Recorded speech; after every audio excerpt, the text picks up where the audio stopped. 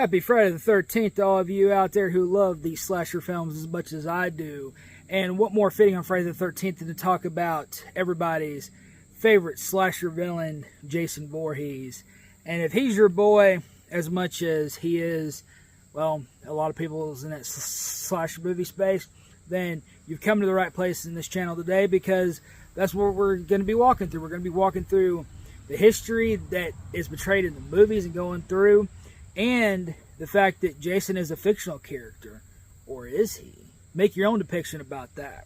But the Friday the 13th series of slasher films has a very comprehensive story of the character, and it's very unique to him regardless of what you try to compare it to. Like the Halloween series, everybody always wants to compare Michael Myers to Jason Voorhees and what if they fought, and everybody's just waiting on that movie because we got Freddy versus Jason and all that good stuff, but we have not got a Jason versus Michael yet. And everybody always argues, well, Jason would fail because he dies at like the end of all of his movies, but Michael never seems to. Well, until Halloween ends, that is. But we're not talking about Halloween. We're talking about Friday the 13th. And people that love Friday the 13th as much as I do and you do and everybody else does out there. So we're going to start when Jason Voorhees was born, which was on June 13th. 1946, to Pamela Voorhees. He was born with severe facial deformities, as many would know that are fans of the movie series, and mental disabilities, which led to him being bullied and ostracized. His mother, Pamela, was very protective of him. As we all know what happens next at Camp Crystal Lake. In 1957, at the age of 11, Jason drowned at Camp Crystal Lake due to the negligence of the camp staff, who were not paying attention while he was swimming. His mother, Pamela, blamed the camp counselors for his death and sought out her revenge there soon after. Pamela Voorhees' revenge in the original Friday the 13th, which came out in 1980, starring Kevin Bacon, which was just a sad time for any Kevin Bacon fans, because you know how he ends up in that movie. Pamela Voorhees becomes the primary antagonist. She murders several camp counselors to prevent the camp from reopening. In the film's climax, she is killed by Alice Hardy, one of the surviving counselors. And as you guys know, after that follows Jason's resurrection. Although Jason was presumed dead, he somehow survived and grew up living in the woods near Camp Crystal Lake. And Friday the 13th Part 2 in 1981 is when it came out, because they wanted to make a quick sequel, because why not? Big money grab, right? Jason, now an adult, witnesses his mother's death and takes up her mission of vengeance. He dons a burlap sack over his head and begins his killing spree from here on forward. The hockey mask. Everybody knows Jason by the hockey mask, that iconic hockey mask, and the fact that he stares whenever Jason is in Manhattan, and he takes Manhattan. He's staring up at the hockey sign billboard for the advertisement there, and you know how he feels, and you know how he also picks up his mask, because what's underneath of it scares those punks to death in that film. But the iconic hockey mask in Friday the 13th Part 3 in 1982, because they just kept banging these movies out back to back, just like making a series. Jason acquires his iconic hockey mask, which becomes his trademark look. He continues his killing spree, targeting anyone who comes to Camp Crystal Lake. The death and resurrection of Jason Voorhees. Jason is killed multiple times throughout the series, but is repeatedly resurrected through various means, including lightning strikes and supernatural forces. His ability to come back from the dead aids to his terrifying legend. Jason goes to Manhattan and beyond in Friday the 13th. And this next part of the series, Jason takes Manhattan in 1989. Jason leaves Crystal Lake and wreaks havoc in New York City. Thugs and everybody in New York City thought that they were really bad until they came face to face with the man, the myth, the legend, Jason Voorhees himself. So, subsequent films, such as Jason Goes to Hell, the Final Friday, and 1993, and Jason X 2001 explore even more outlandish scenarios, including Jason being sent to space. Jason X is one of the goofiest movies I've ever seen.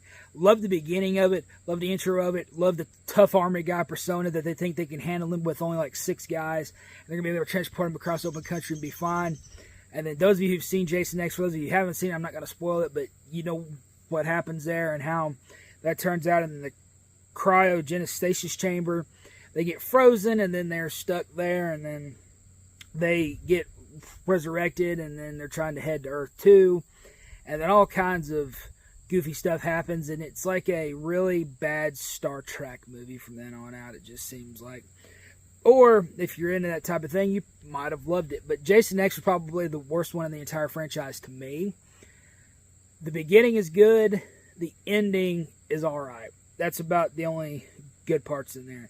But Jason Goes to Hell, that was the one that actually scared, well, the hell out of me whenever I was a younger kid, because I grew up watching these movies and everything. But Jason Goes to Hell, I mean, just the freakiness about how he can hop from person to person and just be here and there, and you think he's finally gone, and then they go, and that's how the movie starts, and all kinds of crazy things, and they bait him in. And guys, that is probably, it's actually like one of the best Friday the 13th for the way that they actually went a different direction without just getting goofy like they did in Jason X. And honestly, that movie was made in 1993, so it was made 3 years before I was even born still, but I still grew up watching these. In fact, there used to be a commercial on TV back when I was growing up to where there would be runners actually running by, because they used to show the Friday the 13th film series on TV all the time.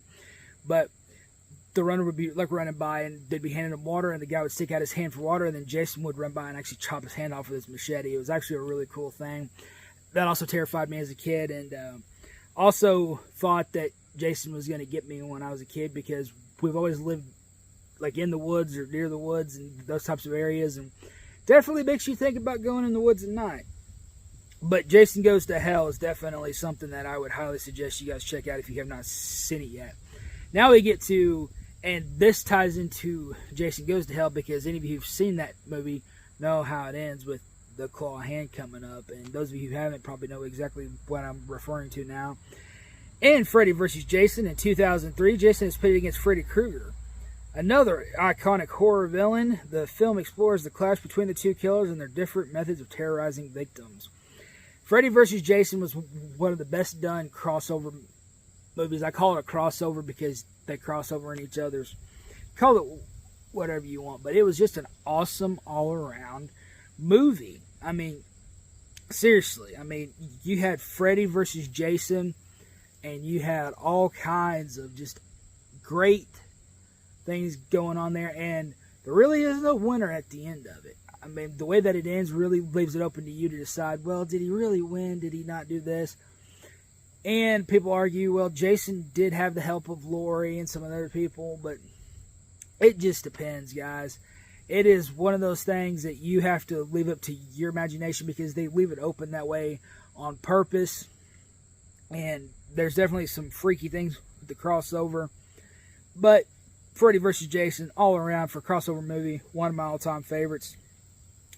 And because you get them both, it's funny because I'm a huge Jason fan, and my sister is a huge Freddy Krueger fan. So the crossover was really good for us to be able to pit them against each other. And if they ever do, if Friday the 13th rights ever get worked out, I would love to see Jason versus Michael, or even possibly Jason versus Michael versus Freddy. But now that Robert Englund isn't playing Freddy anymore, probably not going to be very good. I don't really like the new guy that plays in that, but we're talking about Friday the 13th, so let's get back on track.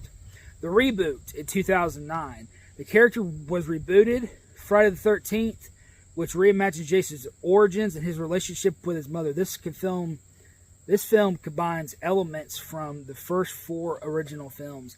It also has Padalecki in it, Jared Padalecki, and from Supernatural. Those of you who have seen it. It's also got some other actors in it that have been in a lot of other things. Has probably the best Friday girl, in my opinion, Julianne Gall, in it. And just all around, just a fantastically well done. A lot of people would say that it's kind of an adult film because of the way that they took it. They did kind of take it extreme in some aspects of that. Those of you out there who know what I'm talking about know exactly what I'm talking about whenever it comes to that movie. But it did have some of the best actors in it as far as a lot of other things go. And just all around, it was a good reboot. It could have been better. Could have been a lot worse, though. So at the end of the day, it also has America Olivia in it, which again is another one of my favorite Friday girls. Actually, like that movie has got like all of the best elements of a Friday girl in it, because there's just so many of them in that could just be your favorite or the best one.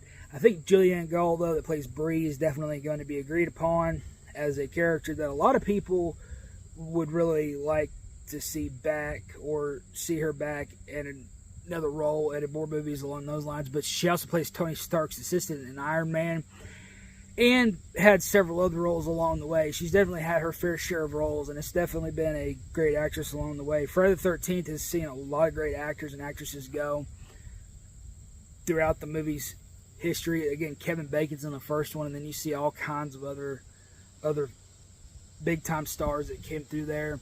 And some of them have just been crazy with how big they became, and how many movies they've done, and just all the different roles that they've done now up to this point. Jason Voorhees has become one of the most iconic figures in horror cinema. His relentless nature, combined with his tragic backstory, makes him a complex and enduring character. That is a brief history of Jason Voorhees. If you have any more questions or need further details, feel free to comment down below, guys. And let us know down below what your favorite Friday the 13th movie is. And let's go ahead and ask this one too. Who is your favorite Friday the 13th character? It could be from any of the films. I mean, other than Jason, of course. Everybody will probably say that, because without Jason, there is no Friday the 13th. I mean, and a lot of people even argue that the first one, whenever his mother's out on her spree and stuff, though, it isn't as good as like whenever he takes over and everything. So let us know in the comments down below, guys, what your favorite Friday the 13th film is, and what your favorite Friday the 13th character is. Could be your favorite Friday girl. Could be any of the people that have been in it. I mean, obviously, Kane Hodder played the best Jason. We got to admit that all the way around, even though the character Jason doesn't talk. I got to say that he probably played the best character. But if you have somebody else that you preferred that actually played that character, or other actors and actresses who've been in the movies, let us know down below, though, guys. Jason Voorhees, very complex character, even though it seems so simple. Also a character that makes it really hard for, I know, a lot of people, especially when you're at a younger age and you're trying to watch those movies, trying to go out into the woods and everything. For the time, though, guys, when that first came out in theaters, it scared a lot of people. I actually remember a lot of my school teachers back when I was in high school and stuff saying that, back when they were in college and stuff, though, that they actually went out and they actually saw that movie, or they went on dates to that movie, and they just, like, it scared them so bad, because back then, these were the most horrifying movies that you could imagine out there. As far as that goes, as far as it all goes, though, guys, Jason Voorhees, hopefully it'll be rebooted again here soon, and they'll be able to get back to making these. There's a lot of issues with the rights to who owns what right now, and they'll get it sorted out eventually. I hope. There's a lot of good fan films on like YouTube, though, as well, if you want to check them out. Really good for independent fan films, I will say that. Guys, until next time, take care. I'm Jared with Jared Exploration Discovery. God bless each and every one of you. Subscribe and turn on that notification bell so you don't miss any of our weekly uploads. Thank you for watching Jared Exploration and Discovery.